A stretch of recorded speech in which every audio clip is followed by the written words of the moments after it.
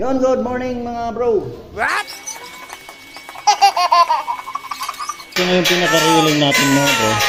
So kung metal primer ang pipintura muna natin dyan mga bro. Yan yung pinakauna nating gagawin dyan. Yes!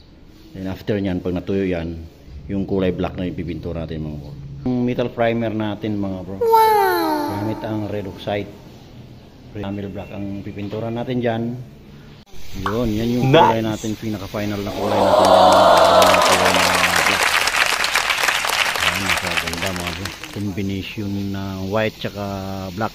Yes! Yan. Napakaganda. Wow! Yun oh. Compatible na compatible yung kulay mga bro. Yung wall natin white. Grills is black. Tingnan nyo naman mga bro. Napakalinis tingnan. Wow! Simple lang pero maganda siya tingnan. Yan. Alright.